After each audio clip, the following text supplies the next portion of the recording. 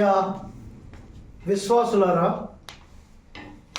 ఈ ప్రపంచంలో ఈ దినాల్లో జరుగుతున్నటువంటివన్నీ కూడా బైబిల్ ప్రవచన అంచె దినముల యొక్క బైబిల్ ప్రవచన నెరవేర్పులు మనము కళ్ళారా చూస్తున్నాం. మీరు ఏ స్థితిగతుల్లో చూచినా, ఏ రంగాల్లో చూచినా పరిస్థితులన్నీ కూడా ప్రభు త్వరలో మధ్యాకాశానికి పెళ్లి కుమారుడుగా రాబోతున్నాడు అనేటువంటి హెచ్చరికలు చేస్తున్నాయి. మనుషులు ఎవరు, విశ్వాసులు ఎవరు గ్రహించడం లేదు. ప్రభునందు ప్రియులారా, ఈ దినాన్న దేవుని బిడ్డలమైన మనము దేవుని వాక్యంలోని కొన్ని మాటల ద్వారా ఈ రాకడ కొరకు ఎలాగో సిద్ధపడాలో నేను కొన్ని మాటలు దేవుని యొక్క ఆత్మ చేత ప్రేరేపింపబడి చెబుతూ ఉన్నాను. ఈరోజు రక్షింపబడిన వారు కానీ, దేవుని సేవ చేస్తున్న వారు కానీ, అద్భుతాలు జరిగిస్తున్న వారు కానీ రాకడ సిద్ధపాటు కూర్చున్నటువంటి హెచ్చరికలు జరగడం లేదు. దైవ సేవకుల్లో కూడా రాకడకు మన సంఘాలను సిద్ధపరచాలి.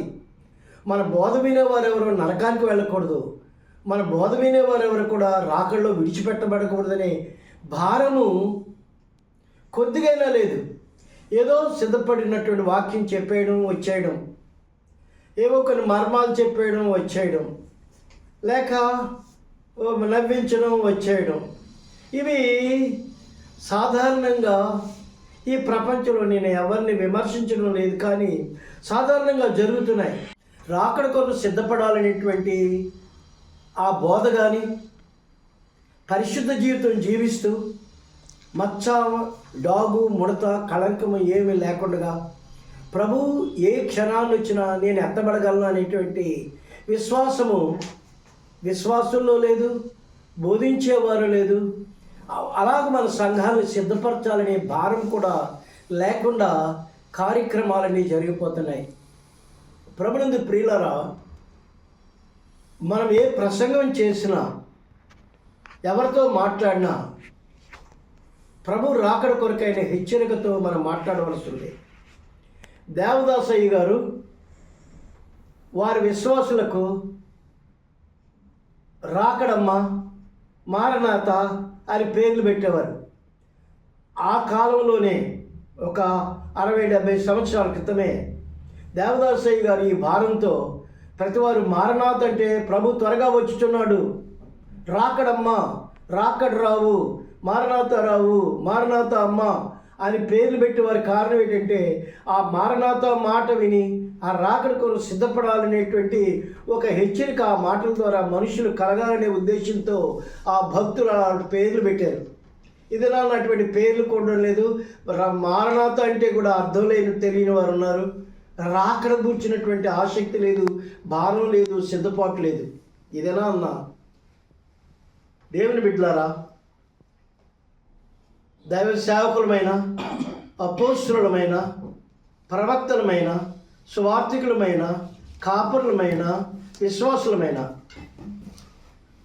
ఈ రోజుల్లో ప్రతి వారి యొక్క మెయిన్ ఉద్దేశం ఏంటంటే, నేను ప్రభు రాకడలో ఎత్తబడతానా? రాకడ కొరకు నాలో ఏ ఆటంకాలు ఉన్నాయి? Am I right with God in all 360 degrees? Am I right with men? Am I right with in my selfs? అనేటువంటి 3 ప్రశ్నలు రాకడ సిద్ధపాటులో చాలా ముఖ్యమైనవి. నేను ప్రభుతో అన్ని విషయాల్లో నేను సిద్ధపడి ఉన్నానా? మనుషులందరినీ క్షమించానా? ఎవరి దగ్గరికైనా వెళ్ళి క్షమాపణ అడగవలసి ఉందా? అది లేకుండా నీ మనసులో శాంతి రాదు, నీ రాకడ సిద్ధపడలేదు. కాబట్టి ఇది నాన్న దైవ సేవకుల యొక్క ప్రసంగాల్లో సగం భాగం దీని కొరకే ఖర్చు పెట్టగలిగితే సంఘాలన్నీ కూడా, విశ్వాసులందరూ కూడా రాకడ కొరకైనటువంటి ఒక అవేర్నెస్ కలుగుతుంది. ప్రపంచంలో దొరుకుతున్న సూచనలన్నీ మనం చూస్తే రాజకీయంగా కానీ, సాంఘికంగా కానీ, ఆర్థికంగా కానీ, మతపరంగా కానీ లౌకిక సంఘ పరిస్థితుల్లో మనం ఉన్నామని మనము గ్రహించక తప్పదు. పైకి భక్తి కలగా ఉంది కానీ, పైకి ప్రసంగాలు చేస్తున్నాము కానీ, పైకి ప్రార్థన చేస్తున్నాము కానీ, ఆంతర్య జీవితంలో పరిశుద్ధత కానీ, యథార్థత కానీ, నీతి కానీ, ఆత్మఫలములు కానీ, వరములు కానీ లేకుండా స్వార్థం పెరిగిపోయి, అహం పెరిగిపోయి, మరి వారి యొక్క సేవనే వృద్ధి చేసుకోవాలని ప్రయత్నాలు చేసేటువంటి పరిచర్యలు జరుగుతున్నాయి. కానీ మనుష్యులను రాకడ కొరకు సిద్ధపరచాలి, పరిశుద్ధులుగా చేయాలి అనేటువంటి భారం లేనటువంటి సేవ జరుగుతూ ఉంది. కాబట్టి ఈ దినాన్న రాకడ దర్శనం కలిగినటువంటి సేవకులు ఎంతో వేదనతో ఉన్నారు. ఎంతమంది వచ్చారనేటువంటిది ప్రాముఖ్యం కాదు, కానీ ఎంతమంది రాకడ కొరకు మనం సిద్ధపరుస్తున్నామని దైవ సేవకులు ప్రేరేపించుకుంటే, పరీక్షించుకుంటే ఇప్పుడు జరుగుతున్నటువంటి పరిచర్య అంతా కూడా మారిపోద్ది. ప్రపంచంలో ఏ మూలను చూచినా, వ్యక్తుల్లో, సంస్థల్లో, సంఘాల్లో ఏ మూలను చూచినా నువ్వు బ్రతుకుచున్నావని పేరు మాత్రం ఉంది, కానీ నువ్వు మృతునివే అన్నట్టుగా కనబడుతుంది. పైకి భక్తి గల వారు వలె ఉండి దాని శక్తిని ఆశ్రయించిన స్థితిలో సంఘాలు కనబడుతున్నాయి, విశ్వాసులు కనబడుతున్నాయి, సేవకులు కనబడుతున్నాం. అసలు సేవకుడు నేను ఒక ప్రశ్న, నీ విశ్వాసులను, నా విశ్వాసులను రాకడ కొరకు సిద్ధపరచాలనే భారం ఎంత ఉంది? సేవను వృద్ధి చేసుకోవాలి, విశ్వాసులని మనం ఎలాగోలా సంపాదించేసుకోవాలి, వృద్ధి చేసుకోవాలి. ఎంతమంది వస్తున్నారు, అంతమంది వస్తున్నారని కాదు ప్రియులారా, ఎంతమంది రాకడ కొరకు సిద్ధపడగలరు, ఎంతమంది పరిశుద్ధ జీవితం జీవిస్తున్నారు, ప్రత్యేకించుకున్న జీవితం జీవిస్తున్నారు అనేటువంటిది మన బోధలో సగం భాగం లేకపోతే వివరించవచ్చు బైబిల్ని. We can expound the word of God. మర్మాలు చెప్పొచ్చు, దాని తప్పని నేను చెప్పాలి, బైబిల్ వివరించాలి, ప్రసంగాలు చేయాలి. కానీ నీవే ప్రసంగం చేసినా 3 విషయాలు జ్ఞాపకించుకోవాలి నేను కూడా. ఒకటి ఏంటంటే, మన ప్రసంగాల ద్వారా దేవునికి మహిమ రావాలి, సంఘానికి క్షేమాభివృద్ధి కలగాలి. ఈ క్షేమాభివృద్ధి మొట్టమొదటిది రక్షణ లేని వారు రక్షింపబడాలని, రక్షింపబడిపోయిన వారు పడిపోయిన వారు తిరిగి లేవాలని దైవ సేవకుల వాక్యం చెప్పాలి. కానీ మర్మాలు వివరించవచ్చు, తప్పని నేను అన్ను. Expounding the word of God is important. Explaining the mysteries of God very important. కానీ ప్రియులరా, వీటన్నిటితో పాటు ప్రభు రాకడ కొరకు సిద్ధపరచాలనేటువంటి భారము దైవ సేవకులమైన మనలో ఉండాలని, ఆ విధంగా ఆ బోధ విన్న వారు తప్పనిసరిగా త్రోవ ప్రక్కన పడిన విత్తనాలు పోలిన వారు ఉండొచ్చు, రాతి నేలలో పడిన విత్తనాలు వాళ్ళు కలిగిన వారు ఉండొచ్చు, ముండ్ల పొదల్లో కలిగిన విత్తనాలు ఉండొచ్చు. కానీ మంచి నేలను పడిన విత్తనాలు 30, 60, 100 అంతలుగా ఫలిస్తారనేది దేవుని వాక్యం. ప్రియులరా, 3/4 పీపుల్, మన బోధలో 3/4 పీపుల్లో దేవుని వాక్యం పనిచేయదు. 1/4 పీపుల్లో తప్పనిసరిగా వారు 30 అంతలుగా, 60 అంతలుగా, 100 అంతలుగా ఫలిస్తారనేటువంటి విశ్వాసంతో. కాబట్టి ప్రియులారా, ఈ దినాన్న దైవ సేవకులకు, విశ్వాసులకు హెచ్చరిక ఏంటంటే, మీరు పేపర్ చూచినా, క్రైస్తవ సంఘాలు చూచినా, విశ్వాసులు చూచినా, కాపరులు చూచినా రాకడ కొరకైనటువంటి తాపత్రయం కనబడడం లేదు.